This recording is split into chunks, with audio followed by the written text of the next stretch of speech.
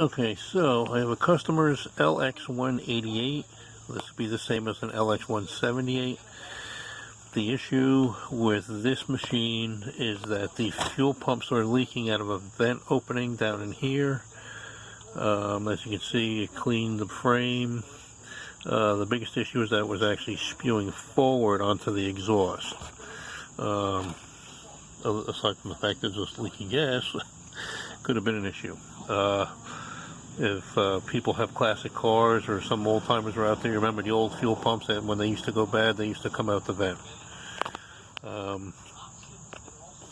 So the kit from Deere is an A is an Apple, M is a Mary, 132715. It's $140. My customer needs the machine right away, and I was looking to save them a couple bucks plus get it done. So what I did was I installed the vacuum pump. That's a Briggs & Stratton 808656. In order to run that, what I did was took the valve cover off and drilled and tapped the hole right there for an 1/8 inch pipe fitting with the straight nipple. This is the preformed Briggs & Stratton fuel line.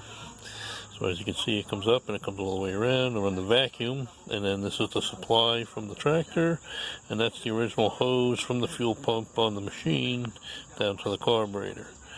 So I just ran it for an hour, cut my grass, and had no problem with it. The customer was complaining not about the gas leak, but about the machine would cut out. So I can only assume that it was spewing so much fuel out that it wouldn't keep running. So we'll ship it out to the customer, see how it makes out.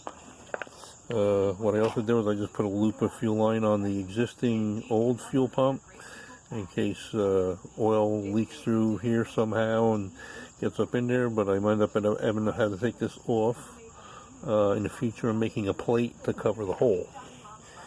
So we'll see how it works out. All right, I'll leave part numbers down below in the description, and